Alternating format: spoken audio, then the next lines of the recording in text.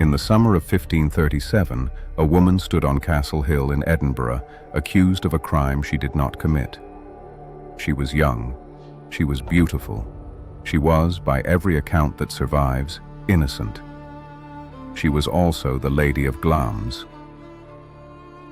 The King of Scotland burned her alive anyway. What happened to her family, and to the castle they called home, is one of the strangest stories in Scottish history. A story of royal vengeance, of a fortune lost and won back, of legends so dark the family stopped answering questions about them. And unlike almost every family in this series, this one never fell. They rose, all the way to the throne of Britain itself. This is the story of Glamis Castle and the House of Bowes-Lyon. Glamis Castle stands in the wide, fertile valley of Strathmore in the county of Angus, about 12 miles north of Dundee on Scotland's east coast. It does not perch on a cliff. It does not guard a mountain pass. Glamis was built in a gentler landscape, rich farmland, ancient forests, slow rivers.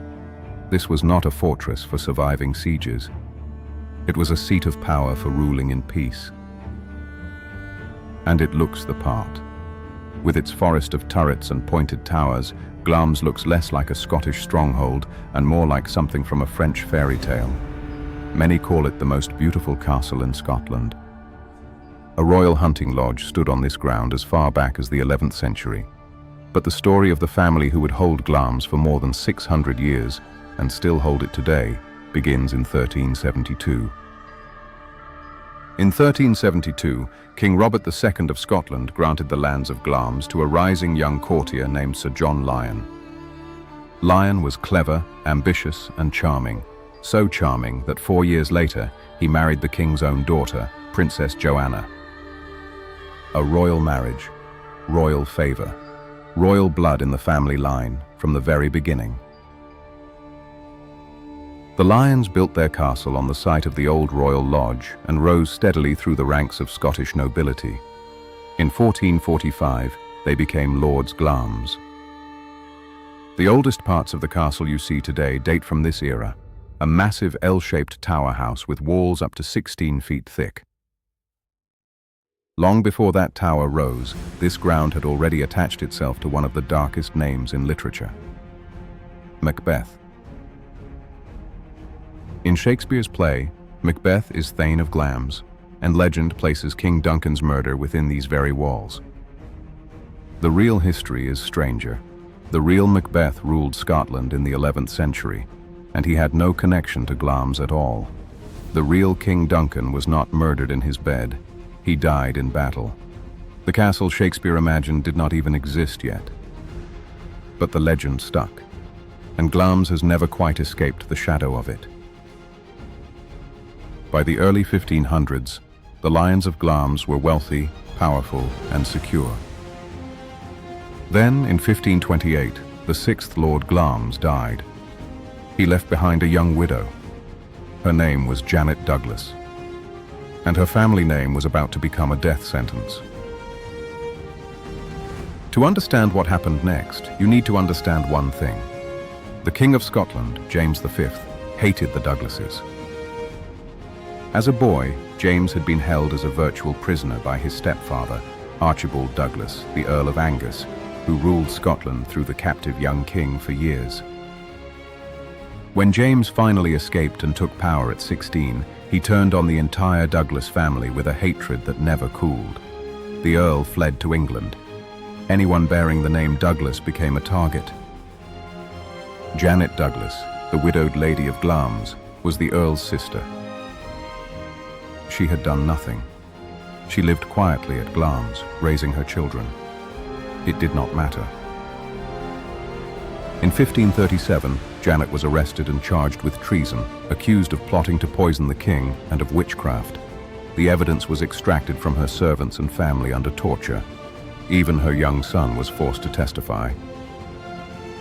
On the 17th of July, 1537, Janet Douglas was burned at the stake on Castle Hill in Edinburgh. Contemporary accounts say the crowd wept. She died, one chronicler wrote, with great commiseration of the people, young, beautiful, and guiltless. The king was not finished. Her son, a teenager, was imprisoned and sentenced to death, the execution to be carried out when he came of age. Glamis Castle itself was seized by the crown. James V moved in, held court in the family's halls, and stripped the castle of its treasures. The House of Lyon had been destroyed, not by war, not by debt, but by a king's grudge against a name. And then, in 1542, James V died. He was 30 years old. With the king dead, the case against the Lyons collapsed. The 17-year-old heir walked out of his prison cell, his death sentence lifted. Parliament restored his title and his castle. John Lyon, the 7th Lord Glamis, came home to a stripped and plundered house and began rebuilding. The family had survived the worst a king could do. They would never come that close to destruction again. Over the centuries that followed, the Lyons rebuilt, expanded, and rose. Earls of Kinghorn, then Earls of Strathmore and Kinghorn. In the 1700s, a marriage to the wealthy Bowes family of England doubled the fortune and created the name the family carries today, Bowes-Lyon.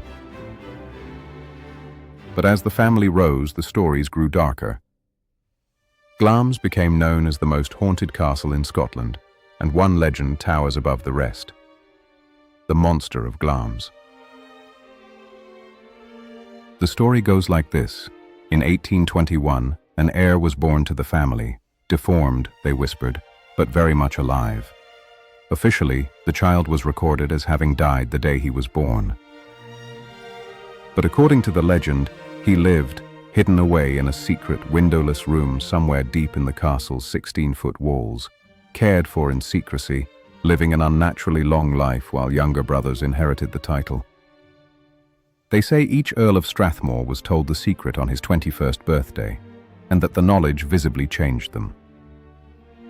They say guests once hung towels from every window in the castle and found, when they walked outside, that several windows had no rooms behind them at all. Is any of it true? Almost certainly not in the way the story tells it. Historians have picked the legend apart for a century. But the family's own reluctance to discuss it, one earl reportedly said, if you could guess the nature of the secret, you would go down on your knees and thank God it were not yours, kept the story alive. At Glamis, even the family stopped saying it wasn't true. Here is where this episode breaks the pattern of this series. Because the Bowes-Lyons did not fall. In 1900, a daughter was born into the family, the 9th of 10 children of the 14th Earl. Her name was Elizabeth. She spent her childhood at Glamis, and during the First World War, when the castle became a convalescent hospital, the teenage Elizabeth helped nurse wounded soldiers in her own home. In 1923, Elizabeth Bowes-Lyon married Prince Albert, Duke of York, the second son of the king. She expected a quiet royal life. Then, in 1936, her brother-in-law abdicated the throne to marry Wallis Simpson, and her husband, suddenly and unwillingly, became King George VI. Elizabeth Bowes-Lyon, the girl from Glamis, was queen. Her daughter is a name you know, Queen Elizabeth II. The little girl from Glamis became the Queen Mother, one of the most beloved figures in modern British history. And in 1930, her second daughter, Princess Margaret, was born at Glamis Castle itself, the first royal birth in Scotland in over 300 years. Think about the arc of this family. In 1537, a Scottish king burned their lady at the stake and marked their teenage heir for death. 4 centuries later, their daughter wore the crown of the empire, and every British monarch since carries Bowes-Lyon blood. The Keiths of Dunnottar kept their oath and lost everything. The Lyons of Glamis lost everything and ended up on the throne. Glamis Castle is open to visitors, and unlike most castles in this series, it is not a ruin. It is a living home. The Earl of Strathmore and Kinghorn still resides here. You are walking through a house a family has held for 650 years. Guided tours take you through the drawing room, the private chapel with its painted ceiling, and the medieval crypt, where the walls are at their thickest, and where, tour guides will remind you, the sealed room is said to hide. You can also see Duncan's Hall. The chamber tradition links to Shakespeare's murdered king. The grounds alone are worth the trip. A vast Italian garden, nature trails, and one of the great tree-lined avenues in Scotland. Glamis is about a 90-minute drive north of Edinburgh, or 25 minutes from Dundee. The castle is generally open from spring through autumn, with the grounds open longer. Princess Margaret's birth room, the wartime hospital ward, the crypt. It is all there. And if you visit, count the windows, just in case. Next time on Heirs and Ruins, we ride into the borderlands to the most feared castle in Scotland, Hermitage, the guardhouse of the bloodiest valley in Britain and the seat of a lord who starved his enemies in a pit beneath his own floor. Subscribe so you don't miss it.